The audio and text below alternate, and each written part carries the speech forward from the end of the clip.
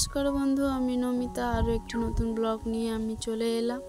আপনারা কেমন আছেন? আশা করছি ভালো আছেন, সুস্থ আছেন।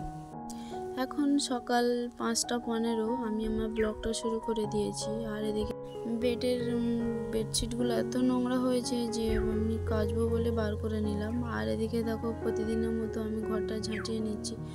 আর এদিকে দেখো সকালে দুধটা একটু গরম করে নিচ্ছি, কারণ রাত্রেও দুধটা খাইনি বলে নষ্ট হয়ে যায় বলে আমি গ্যাসটা ধরিয়ে আর দুধটা গরম করে নিচ্ছি। আর এদিকে দেখো যেখানে যেমন জিনিস সেখানে ঠিক তেমনভাবে সাজিয়ে আমি রেখে দিচ্ছি।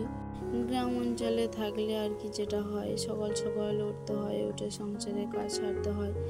যদি তুমি একটু দেরিতে করে ঘুম থেকে উঠেছো তো কত রকম কথা শুনতে হয়।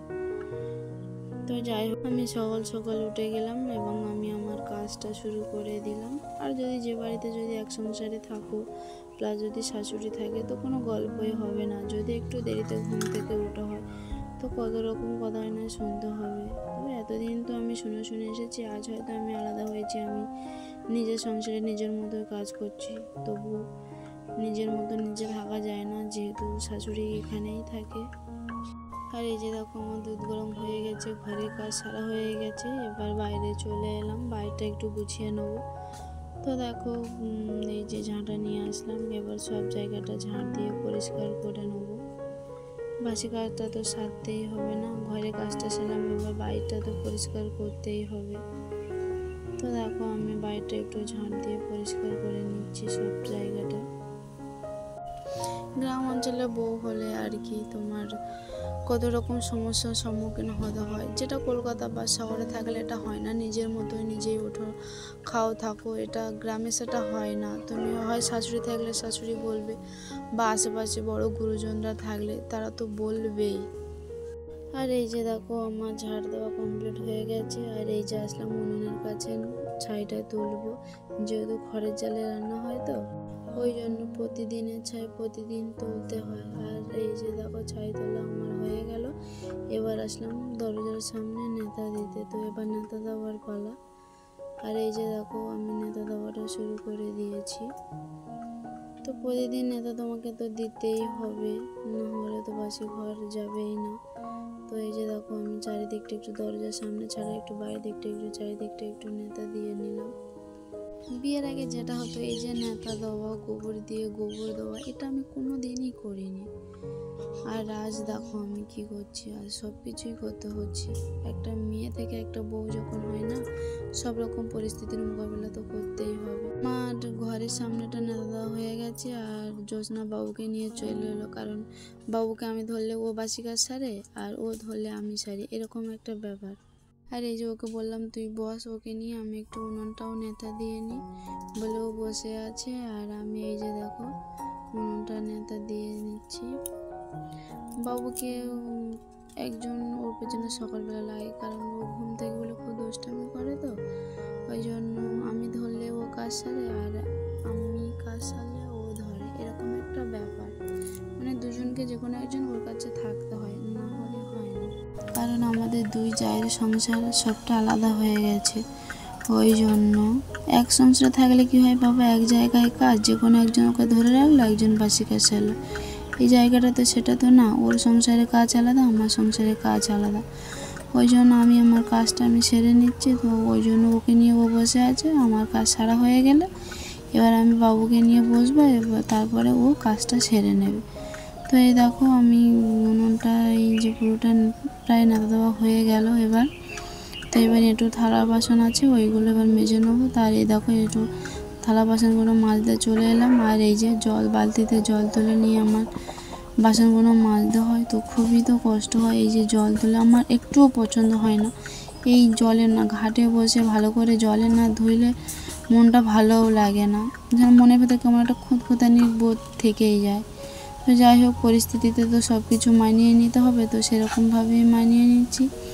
আর এই যে দেখো এই যে দেখো আমার এক এক করে বাসন মাজা সব প্রায় হয়ে গেছে, কেবল হাঁড়িটা আছে। এই যে এবার দেখো মগে করে জল কাটিয়ে নিয়ে আর এই যে থালাগুলো ধোয়া, এই ধোয়াটাই না আমার ঠিকঠাক পছন্দ হয় না, তবু কিছু করার নেই, করতে হবে, পরিস্থিতির ওপর সব কিছু নির্ভর করে। তো যাই হোক, এই দেখো আমি এক এক করে সব থালা বাসন গামলিগুলো সব ধুয়ে নেব। আর এদিকে ও আমার কাছে এসে দাঁড়িয়ে আছে, বাবু দাঁড়িয়ে দাঁড়িয়ে দেখছে। তো যাই হোক এইভাবে প্রতিনিয়ত আমাকে এইভাবে থালা বাসন ধুয়ে মেজে তুলতে হয়। তো যাই হোক থালা বাসনগুলো সব ধোয়া হয়েই গেল অলরেডি। এবার হাঁড়িটা মেজে নিলে হয়ে যায়, তারপরে বাবুকে আমি নেবো। তো দেখো এক এক করে সমস্ত সব কিছু এইভাবে মগে করে জল কাটিয়ে নিয়ে সব ধোয়া। তো আমার তো ভালো লাগে না এইভাবে, তো যাই হোক করে নিলাম। আর এই যে বালতিতে জল শেষ হয়ে গেল, জলটা শেষ হয়ে গেল, হাঁড়িটা মাজতে হবে। তো দেখো এবার এই বালতিতে করে এই যে জল তুলে নিয়ে আসলাম, এবার হাঁড়িটা মেজে নেব। তো দেখো এই যে মগে করে জল নিয়ে এবার হাঁড়িটা চারিদিকে ধুয়ে নিলে কি হয় কালিটা উঠে যায় আর মাজতে সুবিধা। আর এই দেখো একটু ছাইও নিয়ে নিলাম, সাবানের সাথে ছাই নিয়ে মাজলে হাঁড়ির কালিটা তাড়াতাড়ি উঠে যায়। যেহেতু উনুনে আমাকে রান্না করতে হয়, তো হাঁড়ির চারধারে কালো হয়ে যায়। আর কালো হয়ে থাকলে প্রতিদিনের কালি প্রতিদিন না তুললে খুব বাজে লাগে, ওই জন্য ছাইটা নিলে তাড়াতাড়ি উঠে যায়। ওই জন্য একটুখানি ছাই নিয়ে নিলাম। আর এই যে দেখো হাঁড়ি চারিদিকটা আমার ভালো করে মাজা ভাজা হয়ে গেল। কানাটা ভালো করে কালিটা তুলে নিচ্ছি। আর এই যে হাঁড়ি মাজা হয়ে গেল, একটু সরাটা একটু ছাই নিয়ে ভালো করে মেজে নেবো। আর এই যে দেখো তলার কালিটা একটু ভালো করে ঘষে ঘষে তুলে দিলাম। প্রতিদিনে কালি তুলে দিলে হাঁড়ির তলাটা একটু পরিষ্কার থাকবে, ওই জন্য একটু ভালো করে মেজে ঘষে নিলাম হাঁড়িটা। আর দেখো এই যে সরাটা এবার মেজে নিচ্ছি ভালো করে। তো আমার হাঁড়ি মাজা হয়ে গেল, এবার ধুয়ে নেবো। আর এই দেখো ধুয়ে নিলাম, ছাই দিয়ে মাজলে দেখেছো হাঁড়িটা কত সুন্দর পরিষ্কার হয়। তো যাই হোক হাঁড়িটা এবারে ধুয়ে নেবো ভালো করে। তো দেখো হাঁড়িটা চারিদিকে জল দিয়ে ভালো করে আগে ধুয়ে নিচ্ছি, তারপরে একটু নেতা দিয়ে হাঁড়িটা চারিদিকে একটুখানি ডলে নেবো। ডলে নিয়ে ধুয়ে নিলে হয়ে গেল কাজ। বাসি কাজটা তো আপাতত এই পর্যন্ত সারা হয়ে গেল। দেখো হাঁড়িটা দেখেছো চারিদিকে কত কালি ছিল, এখন কত সুন্দর পরিষ্কার হয়ে গেল ছাই দিয়ে মাজলে।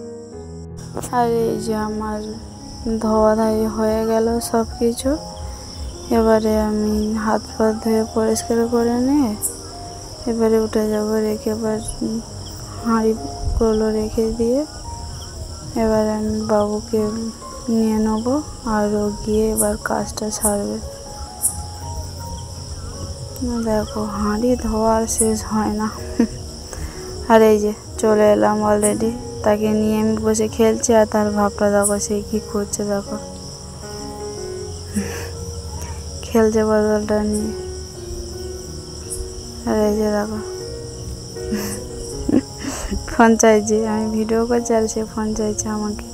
আর এই যে স্নান করে পূজা দিয়ে জল এনে আর এই যে দাঁড়িয়ে একটু ক্যামেরার সামনে আসলাম। আর এই যে দেখো দুজনে কত মারপিট করতে, এই দুজনের প্রতিদিন আমার ঘরের সামনে এসে বসে থাকবে আর এরকম মারপিট করবে, তাই একটু ভিডিও করলাম। দেখো তাদের মারপিটটা শুধু দেখেছো। আর এই যে আমার রান্নার সমস্ত সব কিছু জোগাড়যন্ত্র হয়ে গেছে। আর এই যে দেখো এবারে সবজি কেটে আর রান্নাটা বসাবো। আর ওই যে বাবু ঘুমাচ্ছে। আর এই যে দেখো আমি আনাজ কাটছি, আর ওটা আমার ননদ কাকা শ্বশুরের মেয়ে আর তার মেয়ে বসে গল্প করছে এসছে। আর দেখো না পোজ দিচ্ছে দুজনে। আর এই যে দেখো রান্নার সবজি কাটা হয়ে গেল। আর এই যে ওই পাতাগুলো রোদে মেলে দিয়ে দিয়েছিলাম, গরম হয়ে গেছে। এবারে ওইটা দিয়ে এবার উনুন জাল দেবো, তাই এই যে উনুন ধারে এবার যেই আনলাম। আর এই যে আমার উনুন ধার চারিদিকে না পুরো ফাঁকা হয়ে আছে। এবার এত হাওয়া লাগে না, রান্না করা যায় না, ওই জন্য এই যে দেখো এই পেপারটা দিয়ে ঘিরে দিলাম। আর এই যে রান্না করতে বসে গেলাম। আর এই যে মাছে লবণ হলুদ মাখিয়ে নিচ্ছি, এই যে হলুদ দিচ্ছি, এই যে লঙ্কার গুঁড়ো দিয়ে ভালো করে মাছটাকে এবার ভালো করে খুন্তি দিয়ে একটুখানি নিয়ে নিলাম, যেহেতু লঙ্কা দিয়েছি, তো লঙ্কা দিয়েছি ওই জন্য হাতে করে আর মাখাই না। আর এই দেখো উনুনটা ফাইনালি ধরিয়ে দিলাম। আর এত হাওয়া দিচ্ছে, এখানটা ফাঁকা জায়গায় এত হাওয়া দিচ্ছে যে আমি রান্না করতেই পারছি না। দেখো কি অবস্থা।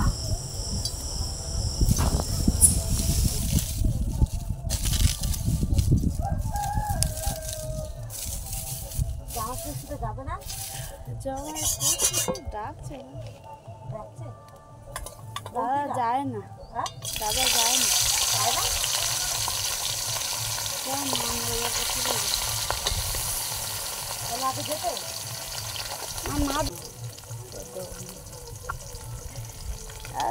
তো এখানে ও আমাকে জামাই ষষ্ঠী যাওয়ার গল্প হচ্ছে ওরা আমার। তো মা মারা গেছে 3 বছর হচ্ছে, তো ওই জন্য জামাই ষষ্ঠী আসলে খুবই কষ্ট হয়। আর এই যে দেখো বিকাল হয়ে গেল, এই যে বিকালের কাজ সেরে নিচ্ছি, এই যে একটু ঝাড় দিয়ে বাড়িটা একটু পরিষ্কার করে নিচ্ছি। আর এই যে পাতাগুলো মেলে দিয়েছিলাম রান্নার পরে অবশিষ্ট যেগুলো ছিল সেইগুলো রোদে মেলে দিয়েছিলাম, তো সেইগুলো এবারে ঢেকে রাখবো, নাহলে রাত্রেবেলা ওগুলো ঠান্ডা হয়ে যাবে। ওই জন্য সব কিছু এক জায়গায় করে, আর এই যে দেখো ভালো করে সব এক জায়গায় করে সব কিছু এবার ঢেকে রেখে দেবো। দেখো রান্নার জোগাড়টা কী দিয়ে রান্না করব সেটা তো আগে জোগাড় করে রাখতেই হবে, কারণ রাত হলে আবার যে রান্নার জোগাড়, ওই জন্য ওটাকে আগে গুছিয়ে রেখে দিচ্ছি। আর এই যে দেখো ওটাকে ঢেকে রাখা হয়ে গেল।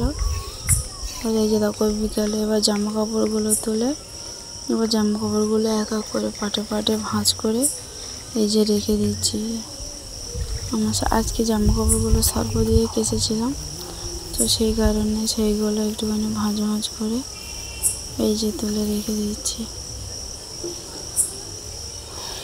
এই যে আমার শাড়িগুলো আগে আমার ড্রেসগুলো আগে ভাঁজ করে রেখে দিচ্ছি, তারপরে এই যে ওর গেঞ্জি টেঞ্জি যেগুলো ছিল সেইগুলো সব কিছু এই যে ভাঁজ করে করে এক এক করে আলনাতে সাজিয়ে রেখে দেবো।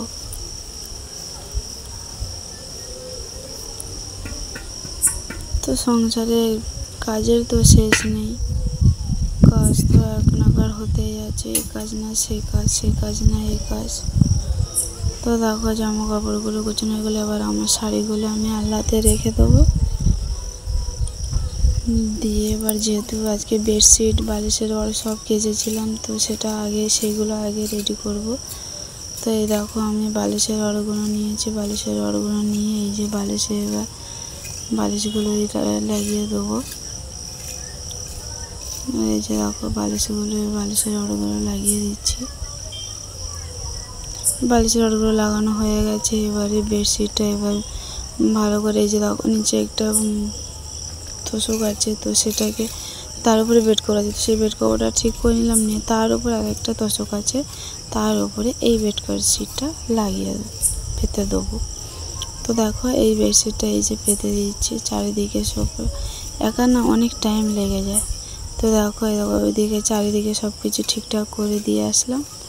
এই যে বেডশিটটা পুরো খাটে পাতা হয়ে গেল। এবার বালিশ টালিশগুলো যেখানে ছিল তাকে ঠিক তেমনভাবে সেখানে সেইভাবেই রেখে দেবো। দেখো বালিশগুলো যেখানে ছিল তাকে ঠিক তেমনভাবেই তাকে সেই জায়গায় সেইভাবেই রেখে দিলাম সাজিয়ে গুছিয়ে।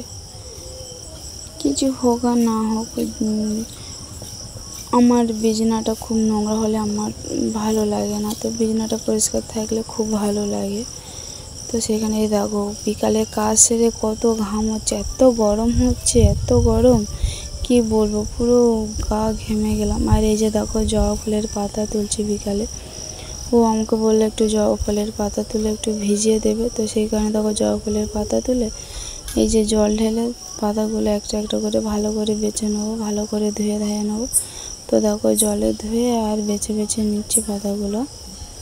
এই দেখো, কারণ আজকে বিকালে সন্ধ্যায় ভিজিয়ে রাখবো, সকালে উঠে ও খেয়ে নেবে। আর এই যে দেখো বাবুকে নিয়ে ঘুরতে গেছি, আর এই দেখো ও ক্যামেরার সামনে আসবে না, কী করছে, অবশেষে ক্যামেরার সামনে আসলো। ও বাবুকে নিয়ে হাঁটাচ্ছে, দেখো বাবুকে নিয়ে ঘুরছি। আর এই যে দেখো বাবু কী করছে, দেখো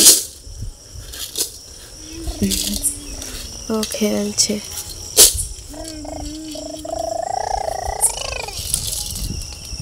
দেখো তার গাড়ি চালানো এত শখ, গাড়ি চালাচ্ছে। আর এই যে দেখো গাছের গায়ে কী নামছে। তো বন্ধুরা আজকে ব্লগটি এই পর্যন্ত, ভালো লাগলে অবশ্যই লাইক কমেন্ট সাবস্ক্রাইব করে দেবেন।